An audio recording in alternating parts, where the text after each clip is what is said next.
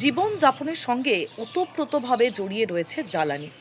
Petrol ডিজেলের পাশাপাশি রান্নার গ্যাসের দাম তা কিন্তু আজ সাধারণ মানুষের একটা বড় চিন্তার কারণ হয়ে দাঁড়ালো। এদিন কলকাতায় 14.2 কিলোর একটি রান্নার গ্যাসের সিলিন্ডারের দাম হলো 939 টাকা। স্বাভাবিকভাবেই সংসারের বাজেট সামলাতে গিয়ে অনেক পরিবারকেই কিন্তু নতুন করে হিসেব কষতে হচ্ছে। বিশেষ করে বাড়ির মহিলারাই প্রতিদিন রান্নাঘরে এই খরচের চাপটা সবচেয়ে বেশি অনুভব করেন। তাই এই পরিস্থিতিতে তাদের মতামতটাই জানার চেষ্টা করব। এই যে রান্নার গ্যাসের দাম যে আজকে বাড়লো, সেক্ষেত্রে আপনার কেমন কি প্রভাব পড়তে পারে? মাসিক বাজেটে কি তার ছাপ পাওয়া যাবে? আমি হেসেল চালাই। আমি ভীষণভাবে চিন্তিত যে আমি একার সংসার তো নয়, আমার আরও 10টা লোকের পেট চালাতে হয়। আমি সেই জন্য খুব চিন্তিত, তাদেরকে আমি কি করে মুখে দুমুঠো খাবার তুলে দেব। প্রভাব তো সাংঘাতিকই পড়বে মনে হয়, মানে স্পেশালি যারা মানে মিডল ক্লাস বা তার নিচে আছে তাদের তো পড়বেই, আমাদেরও সবারই পড়বে।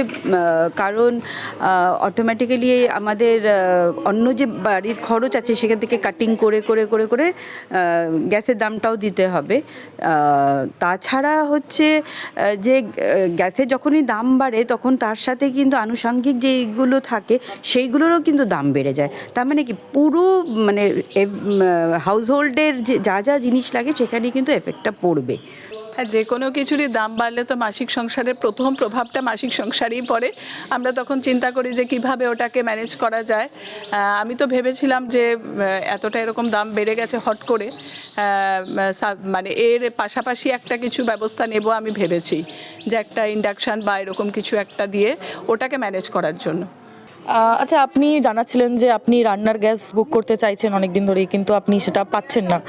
সেই ক্ষেত্রে কি কি সমস্যার সম্মুখীন হতে হচ্ছে? কতদিন ধরে আপনি রান্নার গ্যাস বুক করতে চাইছেন কিন্তু গ্যাস অ্যাভেলেবেল নেই আপনার এই লোকেশনে? আমি 9 তারিখে গ্যাস বুক করেছি, দেখাচ্ছে বুক নিয়েছে, কিন্তু ওর একটা যে ওটিপি নাম্বার আসে সেইটা আসছে না। আমি বারবার করে তাদের সঙ্গে যোগাযোগ করার চেষ্টা করছি, কিন্তু কোনো সুরাহা হচ্ছে না। আমার অলরেডি একটা সিলিন্ডার ফাঁকা হয়ে গেছে, আর একটা সিলিন্ডার নিয়ে আমি যে কি করে চলবো তার মানে পাশাপাশি কোনো ব্যবস্থা আমি রাখিনি। আমি তো এখন মনে করছি যে আমি কাঠে করব নাকি কাঠ কয়লা করব, কি করে সংসারটা তো চালাতেই হবে, তারপরে আরও 10টা মানুষের পেট চালাতে হবে, যেহেতু আমার হেসেলের ব্যাপার আছে বলে। তো এইভাবেই চলছি। তারপরে খাওয়ার আইটেমগুলো আমি বারবার করে তাদেরকে আজকে জানিয়ে দিচ্ছি যে মাছ মাংস সব কিছু আমি একসঙ্গে দিতে পারবো না, যে কোনো একটা আইটেমের উপর দিয়েই চালাবো।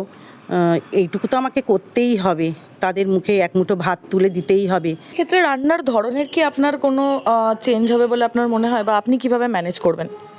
রান্নার ধরন কতটা আর চেঞ্জ করা যায়? হ্যাঁ, খুব বেশি হয়তো আমরা কুকার ইউজ করলাম বা ইন্ডাকশান ইউজ করলাম বা হিটার ইউজ করলাম, তাছাড়া তো আর বেশি কিছু করা যায় না। আর রান্নার ধরনে হয়তো বেশিটা করে আমরা সেদ্ধ খেতে পারি, তার বেশি তো আর কিছু করা যাবে না, কারণ হ্যাবিটের উপরে তো মানুষ নির্ভর করে জীবনযাপনটা। হ্যাঁ হ্যাঁ, সেটা তো করতেই হয়, কস্ট কাটিং তো করতেই হয়। 1 নম্বর কথা, প্রেশার কুকার ইউজ করতে হবে বেশি মাত্রায়। আর ওই যে বললাম ইন্ডাকশান বা এরকম কিছু একটা ইউজ করে আমাকে ওটাকে মেকআপ করতে হবে, এই আর কি। সেটা তো একটা ব্যাপার, হয়তো রান্নাটা হয়তো একটুখানি অন্যভাবে করতে হবে, হ্যাঁ, যেভাবে গ্যাসটা কম পড়ে। সব মিলিয়ে বোঝাই যাচ্ছে যে রান্নার গ্যাসের দাম কিন্তু এই সাধারণ মানুষের সংসারের বাজেটে যে বাড়তি চাপ তৈরি করছে তা কিন্তু একেবারে স্পষ্ট তাদের কথাতেই। বিশেষ করে বাড়ির মহিলারাই কিন্তু বলছেন প্রতিদিনের রান্না আর সংসারের খরচ সামলাতে এখন নতুন করে হিসেব কষতে হচ্ছে। তাই এখন দেখার যে ভবিষ্যতে গ্যাসের দামে কোনো পরিবর্তন আসে কিনা।